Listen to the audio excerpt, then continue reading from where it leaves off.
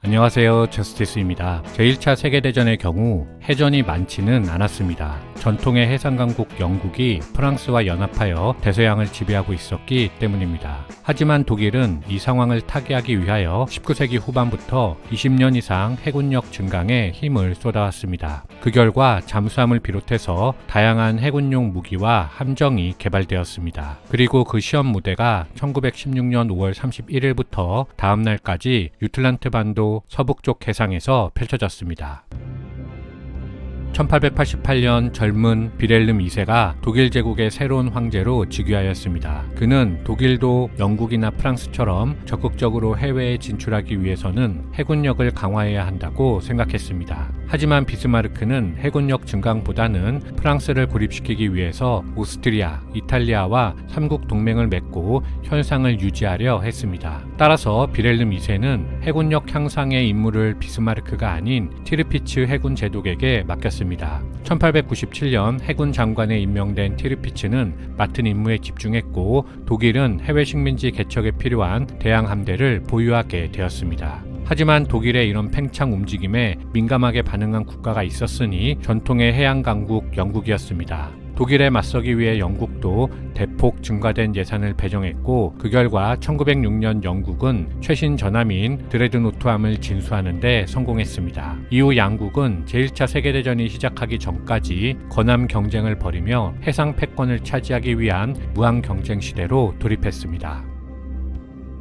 제1차 세계대전이 시작된 후 몇 차례의 소규모 교전 이외에 큰 충돌이 없던 상황에서 독일 대양 함대에 새롭게 라인하트 쉐어 제독이 취임하면서 상황이 변화하였습니다. 그는 해군의 작전 계획을 수세에서 공세로 전환하여 무장이 상대적으로 약했던 영국의 경순양함을 유인한 후 타격하기로 결정했습니다. 하지만 당시 영국 해군 정보부대가 독일 해군의 암호를 해독했습니다. 영국 대함대 총사령관 존 젤리코 제독은 독일 함대가 1916년 5월 31일 아침 군항을 떠나 북해로 나온 사실을 보고받았습니다. 젤리코 제독은 스코틀랜드 북쪽의 스카파플로에 정박하고 있던 대함대를 덴마크 유틀란트 반도 쪽으로 출항시켰습니다. 하지만 독일의 쉐어 제독은 이 사실을 미처 파악하지 못했습니다. 따라서 당초에 목표했던 영국의 경순양함이 아니라 총 150척으로 구성된 영국 대함대를 상대하게 되었습니다. 독일의 함대는 99척으로 영국에 미치지 못했습니다. 그날 오후 4시경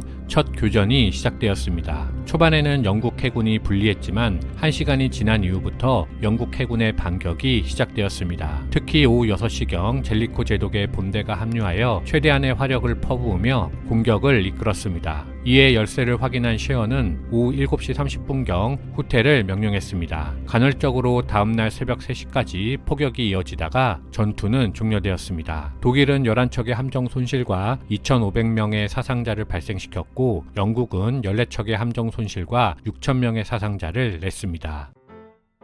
유틀란트 해전은 당시까지 역대 최대 규모의 해전이었습니다. 단순히 피해 상황으로만 봐서는 독일의 승리라고 볼 수 있지만 공식적으로 승패가 결정된 전투가 아니기 때문에 양국 모두 자국의 승리를 주장했습니다. 오히려 유틀란트 해전 이후 영국 해군의 해상 봉쇄로 독일 함대가 대서양으로 나가지 못하고 항구에 머무를 수밖에 없었던 것으로 볼 때 전략적으로는 오히려 영국이 승리했다고 볼 수도 있습니다. 게다가 독일이 제1차 세계대전에서 패배한 직접적인 이유도 킬 군항에서 지겨운 일상을 보내던 독일 수병들의 항명 때문이었던 것으로 볼 때 유틀란트 해전은 연합군에게 의미 있는 전투였다고 볼 수 있겠습니다. 한편 제1차 세계대전 전에는 초보 단계였던 항공기가 전쟁을 통해서 비약적으로 발달함에 따라 제1차 세계대전 이후 해군의 주력 무기체계는 전함에서 항공기로 바뀌게 됩니다. 거대한 포를 앞세운 대형 전함의 시대는 가고 이제 항공기를 적재한 항공모함이 해군 작계의 주역이 되는 시대가 도래했습니다. 이상 마치겠습니다. 감사합니다.